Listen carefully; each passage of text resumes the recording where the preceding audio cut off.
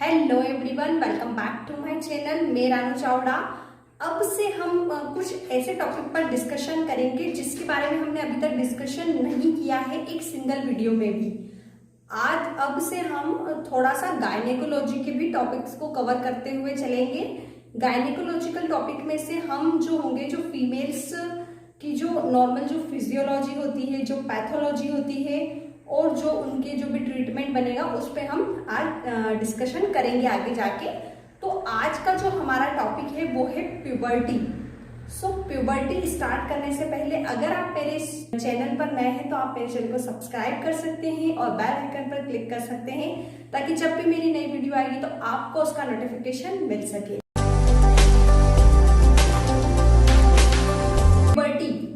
Puberty जो होती है जनरली हमें 11 ईयर से तो 16 ईयर तक देखने को मिलती है, 11 से 14 ईयर, और जो पीक एज होती है वो 13 ईयर में हमें प्यूबर्टीज हर गर्ल्स में देखने को मिलती है। हम यहाँ पे बॉयज के बारे में डिस्कशन नहीं कर रहे हैं, हम ओनली गर्ल्स के बारे में डिस्कशन कर रहे हैं। चलिए देख लेते हैं कि प्यूबर्टी क्या होती है। प्यूबर्टी जो है वो एक ऐसा पीरियड है जिसमें कि जो ह्यूमंस होते हैं उनमें सेक्सुअल मैच्योरिटी आती है और वो कैपेबल हो जाते हैं रिप्रोडक्शन के लिए।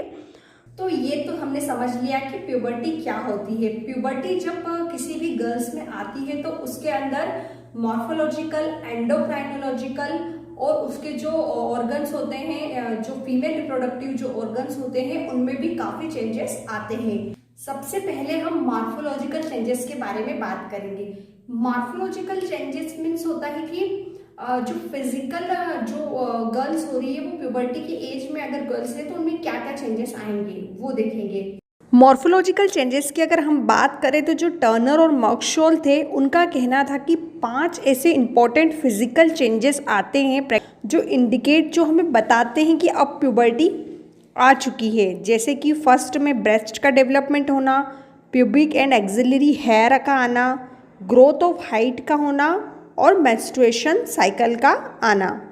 तो ये जितने भी चेंजेस हैं वो सडनली नहीं होते हैं, ये सारे चेंजेस ग्रेजुअली धीरे धीरे होते हैं और जो डिटेक्ट होते हैं हमें प्यूबर्टी के टाइम पर। ये जो चेंजेस आ रहे हैं ये हर फीमेल्स में, हर गर्ल में डिफरेंट हो सकते हैं, पर सबसे ज़्यादा जो देखने को मिलते हैं कि सबसे पहले थोड़ी हाइट का बढ़ना, फिर ब्रेस्ट का बिल्डअप होना, then pubic and axillary hair का आना, देन फिर प्रिक ग्रोथ होना हाइट की, और फिर मेंसेस का स्टार्ट होना। ये सारे जो चेंजेस हो रहे हैं वो 10 to 16 ईयर के बीच बीच में होते रहते हैं।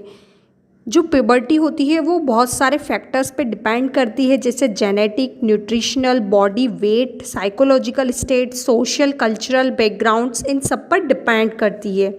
और अगर किसी की मदर और सिस्टर को अर्ली प्यूबर्टी हमें देखने को मिलती है, उसे अर्ली स्टेज में ही मेनार्क स्टार्ट हो जाते हैं, तो उस गर्ल को भी अर्ली ही प्यूबर्टी देखने को हमें मिलेगी। मॉर्फोलॉजिकल चेंजेस तो आपने यहाँ पर देख लिए। अब हम देखेंगे कि क्या क्या एंडोक्राइन सिस्टम में क्या क्या चेंजेस आता है, क्योंकि प्यूबर्टी जो आ रही है गर्ल्स में उसमें सबसे ज़्यादा इंपॉर्टेंट रोल एंडोक्राइन जो ग्लैंड्स होती है उनका होता है। तो हम एंडोक्राइन में क्या क्या चेंजेस आएंगे अब उस पर डिस्कशन करेंगे। चलिए देखते हैं। एंडोक्राइन सिस्टम की अगर हम बात करें तो 4 जो हार्मोन्स है वो मेनली रोल प्ले करते हैं, जैसे कि FSH, LH, estrogen and progesterone.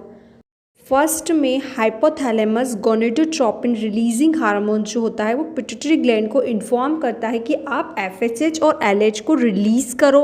ये जो FSH होता है और LH ये हमारे ब्लड में चला जाता है और हमें मोर प्यूबर्टी करवाता है, प्यूबर्टी की स्टेज को लाता है। तो यहाँ पर हमने ये क्लियर हो गया कि जो FSH और LH है वो हमारे पिट्यूटरी ग्लैंड से सिक्रीट होने वाले हार्मोन है। और जो हम 2 हार्मोन की बात करेंगे, एस्ट्रोजन और प्रोजेस्टेरोन। एस्ट्रोजन जो है वो हमारे ग्राफियन फॉलिकल से सिक्रीट होते हैं। ओवम के अंदर जो फॉलिकल्स मैच्योर हो रहा होता है वो एस्ट्रोजन को सिक्रीट करता है, तो एस्ट्रोजन वहाँ से सिक्रीट होता है। और जो प्रोजेस्टेरोन होता है वो कॉर्पस ल्यूटियम से सिक्रीट होता है। कॉर्पस ल्यूटियम है वो पार्ट होता है जब ओवम जो होता है वो उसका ओव्यूलेशन हो जाता है और वहाँ पर जो पार्ट एक्स्ट्रा बच जाता है उसे हम कॉर्पस ल्यूटियम बोलते हैं। वो जो कॉर्पस ल्यूटियम होता है वही प्रोजेस्टेरोन का सिक्रीट करता है LH के प्रेजेंस में। प्रोजेस्टेरोन का क्या वर्क रहता है, ये ब्रेस्ट की साइज़ को इंक्रीज करता है ड्यूरिंग प्यूबर्टी के टाइम पर। लोब्यूल्स जो होते हैं ब्रेस्ट के उन्हें इंक्रीज करता है, फैट का डिपोजिशन करवाता है। एस्ट्रोजन और प्रोजेस्टेरोन दोनों ही मिलकर ब्रेस्ट की साइज़ और कंपोजिशन को अफेक्ट करते हैं। अब एस्ट्रोजन की अगर हम बात करें तो एस्ट्रोजन एफएसएच और एलएच की प्रेजेंस में जो गर्ल्स होती है उसकी बॉडी को मैच्योर करता है और प्रिपेयर करता है कि वो प्रेगनेंसी के लिए प्रिपेयर करता है उसकी बॉडी को। रियल में अगर हम देखें प्यूबर्टी के टाइम पे क्या होता है कि जो हमारी बॉडी में कुछ ऐसे न्यू केमिकल्स आ जाते हैं जो हमारी पूरी बॉडी में अराउंड घूमते रहते हैं और हमें जो होता है टीन एज से हमें अडल्ट में कन्वर्ट कर देते हैं, और ये केमिकल्स जो होते हैं इन्हें हम हार्मोन्स कहते हैं। प्रोजेस्टेरोन जो होता है वो मेनली अफेक्ट करता है यूटेरस को प्रिपेयर्ड करता है प्रेगनेंसी के लिए।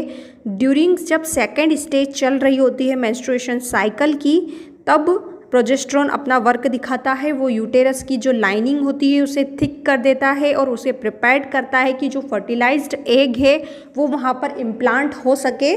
तो ये सारी चीज़ें जो होती हमारी बॉडी करती रहती है, और अगर इम्प्लांटेशन नहीं होता है या फर्टिलाइजेशन नहीं होता है तो वो जो लाइनिंग जो बनती है हर मंथली वो शेड आउट हो जाती है, उसे ही हम मेंस्ट्रुएशन बोलते हैं। हम जो फीमेल के जो रिप्रोडक्टिव सिस्टम जो है उसके जो पार्ट्स है उनमें क्या क्या चेंजेस आएंगे इस बारे में हम देखेंगे। ओवरी की अगर हम बात करें तो ओवरीज जो होती हैं वो अलोंगेटेड शेप की, बल्कि और ओवल हो जाती है। बल्कि इसलिए हो जाती है क्योंकि वहाँ पे फॉलिकुलर फेस चल रही होती है और वहाँ पर प्रोलिफिकेशन होता है स्ट्रोमल जो सेल होती है उनका। यूटेराइन बॉडी और सर्विक्स दोनों को मिलाकर हम रेशियो की अगर बात करें तो ड्यूरिंग बर्थ टाइम पर जो ये रेशियो होता है 1:2 होता है। मीन्स यूटेराइन बॉडी जो होती है वो 1 में आएगी और सर्विक्स उससे डबल होता है। लेकिन जब मेनार्क स्टेज मीन्स प्यूबर्टी के टाइम पे दोनों 1:1 हो जाते हैं, मतलब दोनों इक्वल हो जाते हैं। लेकिन थोड़े टाइम बाद में ये रेशियो चेंज हो जाता है और जो यूटेराइन बॉडी होती है वो सर्विक्स से डबल हो जाती है, तो 2:1 हो जाता है। वेजाइनल चेंजेस की अगर हम बात करें तो एक पतली सी थिन एपिथेलियम लेयर होती है जो कि चाइल्डहुड में रहती है, बिकॉज वो स्ट्रेटिफाइड एपिथेलियम होता है वहाँ पर। और प्यूबर्टी के टाइम पर एस्ट्रोजन की प्रेजेंस में, एस्ट्रोजन की वजह से वहाँ पर जो सेल्स होती है उनके अंदर ग्लाइकोजन ज़्यादा हो जाता है, और फिर ये ग्लाइकोजन की वजह से जाइना होती है वहाँ पर डोड्रिन बेसिलाई भी अपेयर हो जाते हैं जो कन्वर्ट करते हैं ग्लाइकोजन को लैक्टिक एसिड में। इसीलिए जो वेजाइना होती है उसका पीएच एसिडिक होता है 4 से 5 के बीच में। वोल्वा जो होता है वो बहुत ज़्यादा रिएक्टिव हो जाता है स्टेरॉयड हार्मोन्स की वजह से, और जो मॉन्स प्यूबिस होता है और लेबिया मेनोरा जो होता है उनकी साइज़ भी इंक्रीज होती जाती है। ब्रेस्ट में चेंजेस की अगर हम बात करें तो हार्मोन्स एस्ट्रोजन और प्रोजेस्टेरोन की वजह से ब्रेस्ट की साइज़ इंक्रीज हो जाती है। ब्रेस्ट जो होते हैं वो प्रोमिनेंट और राउंड शेप के हो जाते हैं, वहाँ पर फैट का डिपोजिशन होने लगता है, वहाँ पे प्रोलिफिकेशन होने लगता है, वहाँ पे एसिनाई जो होती है उनका डेवलपमेंट होने लगता है। तो आज का जो हमारा टॉपिक था प्यूबर्टी को यही खत्म हो रहा है। आपको अच्छे से अब पता चल गया होगा कि प्यूबर्टी में क्या क्या चेंजेस आते हैं। अगर आपको ये वीडियो थोड़ा भी अच्छा लगा हो तो आप मेरे चैनल को सब्सक्राइब कर लीजिए और बेल आइकन पर क्लिक कर लीजिए, ताकि जब भी मेरी नई वीडियो आएगी तो आपको उसका नोटिफिकेशन सबसे पहले मिल जाएगा। और आज हमने इस प्यूबर्टी के बारे में डिस्कशन किया। आगे की जो वीडियोस होगी वो इस पर पैथोलॉजी में होगी कि कौन कौन सी जो गर्ल्स है उनमें प्यूबर्टी पहले डेवलप हो जाती है और किन किन में जो प्यूबर्टी है वो डिले हो जाती है। तो इन दोनों चीज़ों पर हम डिस्कशन करेंगे।